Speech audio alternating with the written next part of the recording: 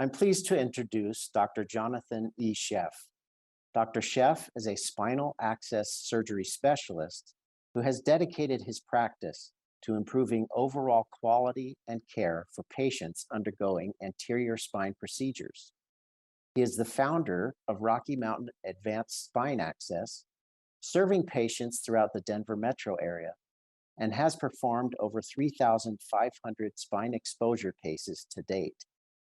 Dr. Schoeff's surgical practice focuses on optimally invasive spine exposure, recognizing the anatomical nuances from patient to patient and focusing on the least invasive technique to achieve optimal spine exposure while minimizing morbidity and negative sequelae related to the approach.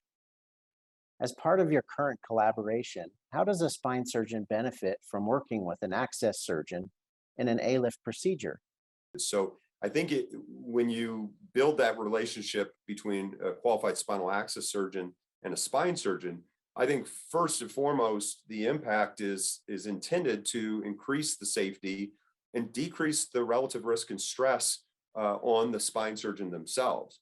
Let me absorb a lot of the thought process and the technical demands of mobilizing the great vessels and exposing the spine, regardless of complexity, so that the spine surgeon is able to do what he does best. Let me deal with all the soft tissue, the blood vessels, and all the risk that's incurred with that to afford an excellent wide midline exposure to the spine. I think the second element of benefit to spinal access surgeons as a whole is to really minimize the risk of the approach, reduce the morbidity of getting down to the spine. That means smaller incisions, less tissue trauma, rare, if any, vascular complications specifically, but also the other complications that are associated with these procedures. So in my practice, I've taken it a step further and developed a risk stratification protocol and tool, in part what you see here, that focuses on patient-related factors, things like past surgical history and the nature of those histories, past spine history, et cetera. But then also really puts a great emphasis on utilizing imaging as an objective tool to define patient relative risk for each individual patient, and also address the surgical plan or approach plan that will benefit the patient maximally and reduce risk as well. We found that there's three critical objectives or components to imaging review. First being skin to spine depth, which we'll talk about here in a second. The second being the absolute location of the blood vessels relative to the spine. And the third being we term it the retrovascular fat plane. Basically, it's sort of a white stripe or a fat pad that you can see readily on MRI if you're looking critically for it. And it represents a relatively preserved surgical plane to utilize to move the vessels out of the way. It stands to reason, hopefully, that the skin to spine depth is the most important independent predictor of risk and complexity when doing anterior spine work. And it really drives my decision-making process for how to approach the spine. If we need to do another position, like a lateral position surgery, these things are all tied to that. But I think the key is, again, going back to being objective, being as objective as possible, and understanding that there are physical limitations to approaching the anterior spine, namely the physical depth from the skin down to the spine. So instead of using kind of arbitrary measures or things like BMI, which is a poor surrogate for the real question we're asking, which is how does the patient wear their weight? We use CT scan preferentially in larger patients to define that exact dimension skin to spine. So that allows me to tell a spine surgeon, to tell the patient, one, the feasibility of the operation as planned, two, the relative risk and level of complexity associated with it, and three, very practical things to communicate with the spine team, like how long is the procedure going to take? Is it going to take longer? Things of that nature. It also ties into the element of what we term the subcutaneous to visceral fat ratio. So oftentimes we associate that with male body habitus versus female. In this case here, you have a BMI of 41 male patient and a BMI of 41 female patient on the right. you can see their body habitus appears totally different. Female habitus tends to kind of flatten out and reduce that distance potentially to the spine, whereas the male body habitus is typically sort of that round or protuberant abdomen that doesn't move at all, no matter what you do. So they're very different dynamics. I think, again, the way to be most objective here is to look at the subcutaneous to visceral fat ratio, not necessarily male versus female. The retrovascular fat plane piece that I mentioned, again, this is information that I get off of a T2 weighted axial MRI. So if I'm working with a spine surgeon or new colleague, this is the first thing I'm going to ask for is, can you please send me images or give me access to the patient's preoperative images? Stands to reason no patient's going to have spine surgery without some form of pre-op imaging. A lot of patients have an MRI. And again, the value add of that is being able to recognize that this little white stripe on the left-hand image that lies behind the left common iliac vein tells me that I can readily move that vein. So regardless of the fact that the vein's not in a great position, it's completely covering the disc, I have that secondary piece of information that says I can really lift it right off the spine and relocate it safely and accomplish a safe wide midline exposure, which is my job. Whereas on the right, when you're that fat plane's absent, that should raise huge red flags about the ability to accomplish the operation safely. And that's a case where I start really considering alternative approach options because I know that this vein is going to be essentially fused to the spine. Not at all to say you can't still do the operation directly anterior, but again, this is how we, I think, need to think about this operation much more critically and objectively to define how our approach is going to impact on safety for the patient. The last piece is, again, just I tell patients, this is just the way God made you. I can't really control where your blood vessels lie relative to the spine, but what I can do is accurately predict risk and complexity based on the relative ratio of bare area in the front of the spine relative to the nearest venous structure. Really important concept here is what we're looking at is a midline corridor, because that's where we need to put our implant. And we're looking between that midline corridor, the ratio of bare area to the nearest venous structure. So assuming that there's not severe peripheral vascular disease, arterial disease, that becomes a very reliable standard to predict complexity and risk in our patients. Again, you can see if more of the front of the disc, the anterior portion of the disc, is covered by vein, it can, I'd say, imply at least a more complex operation. I'm going to have to do more work mobilizing that vein, and the relative risk of injury to that vessel goes up. Thank you, Dr. Schoeff. Could you elaborate on how you mitigate the risks of the adhesion with the vascular system? Good question, Dan. Obviously, the implications of adhesions to vasculature, specifically venous structures immediately adjacent to the vein, very much impacts on what I do, and moreover, the safety and risk and complexity of what I do.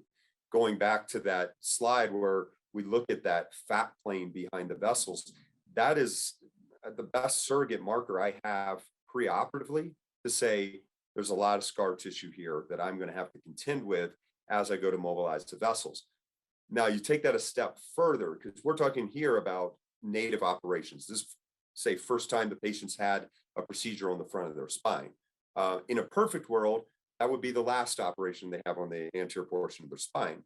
The reality and the statistics of it all would say that that's not always the case. And I'll tell you, my mindset around this whole topic changed right around the time where I decided to shift my entire practice focus to make a living off of doing these procedures safely and effectively. And the issue really for me became the recognition that first index surgery, while it's critical that we do it perfectly and get a great outcome, the harsh reality is things don't always work out that way. And whether it's a case that I did initially or someone else did, I have to look at it as I'm prepared to come back into the space should things go awry. So my mindset really totally had to shift to thinking 2, 3, 5 steps down the road when I'm doing an index operation. It's not about, how do I get in cleanly and provide excellent exposure?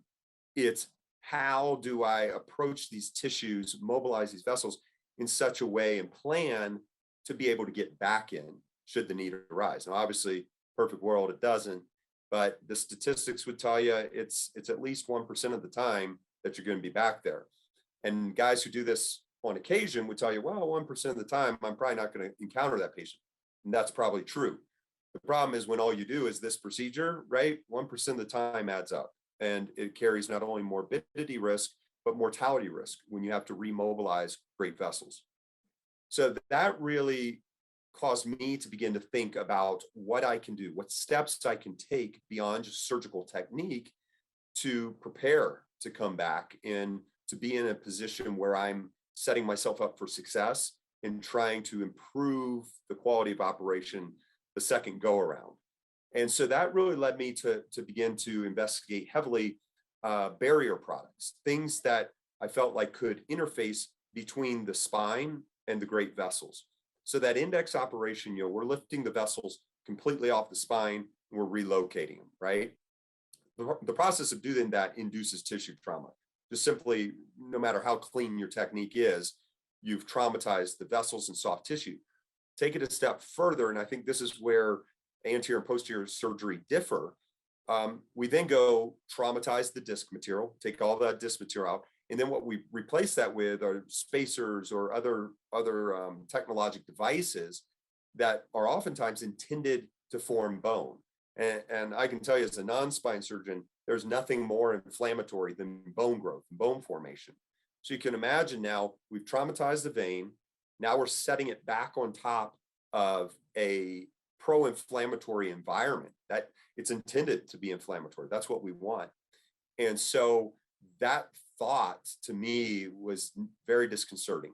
And so it became my priority to, at a bare minimum, try to keep those spaces separate, try to prevent scar tissue from developing between the spine and the vessels, and then provide a platform that ultimately would maintain that separation of environments. So, I started out and my interest was in finding the holy grail of barriers. And kind of the initial question that comes up is, well, we've got these biologic barriers. We talk a lot about them, and I'll key in on that here in a second. But there's also these non-biologic barriers, which in fairness to the group, they're a lot cheaper. I mean, that's what the hospital CFO tells me, right? And so then the question becomes, well, why use one over the other? So when you look at non-biologic barriers, there are both permanent, non-absorbable, and then absorbable barriers. We'll talk about that in a second and sort of the implications. But I will say as a category, non-biologic barriers are, generally speaking, the most effective, especially permanent, in preventing scar formation, right? They do their job largely by sort of encapsulating. So creating sort of a capsule or pseudocapsule around the barrier itself. So it's great at scar prevention. The problem is it's permanent. It's not going anywhere. And so it also becomes effectively a petri dish should a single bacterium get onto that permanent graft. So that to me poses a big problem, almost counterintuitive to what I'm trying to achieve.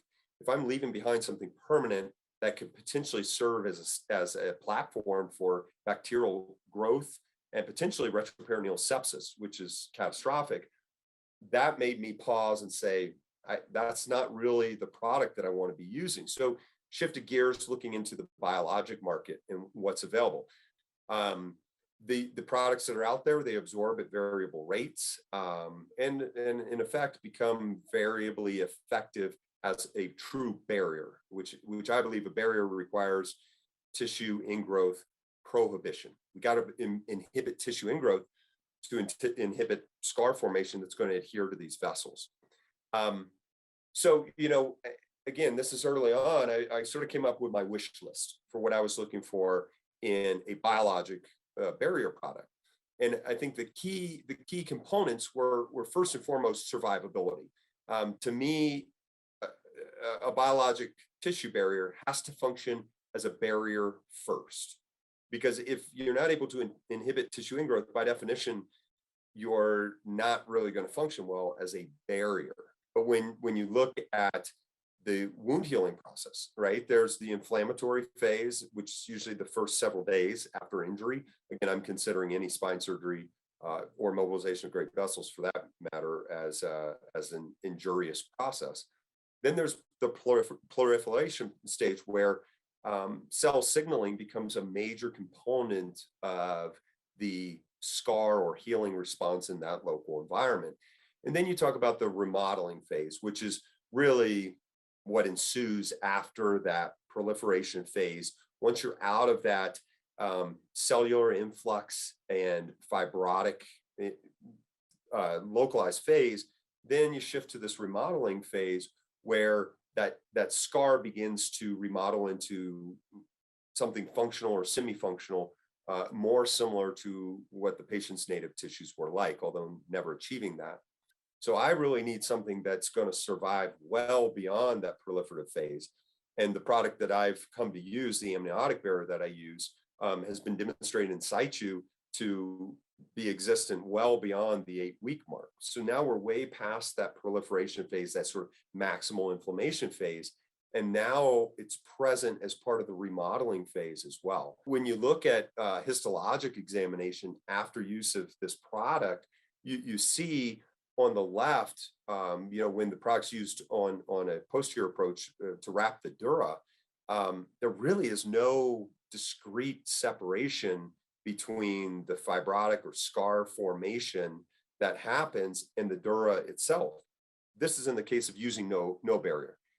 Shift gears, use a barrier, and to the right, you see a very clear or cleft-like appearance, separation between that fibrotic scar, which is still going to form, and the dura itself. So it lends itself to obviously reaccessing the area and the implications of reoperation in that space. It certainly gives me much more confidence going back in to revise an anterior construct, knowing that a barrier has been left behind. Now, in a perfect world, everybody would use it ubiquitously. That's not always the case, but I know in a patient that I've operated on previously, I've got a distinct advantage to reaccessing that space. Thank you, Dr. Schoeff, for that information. Could you tell us more about your technique placing an amniotic barrier? My personal preference and strong belief in the product that I utilize called ALIF, is that there are unique properties to various preparations of amniotic tissue. So I did a lot of homework before landing on this product as my go-to product. But if you look at the basic science and you look at the data that I've shown, the survivability of this product, which I think is of the utmost importance, if you want a primary adhesion barrier, the survivability is undeniable. In my personal practice, I have gone back in for revision operations in cases where I've already operated on that patient, and I found viable product, histologically viable product, up to 9 months post-operatively. And so that puts us so far beyond that proliferative phase. We've maintained an intact tissue barrier, just exactly as I want to have, and it's survived that hyperinflammatory phase. And now it's actually supported the native tissues reforming and remodeling into a functional scar. So this product has become my go-to. And as you can see here, it comes in a couple of different formats.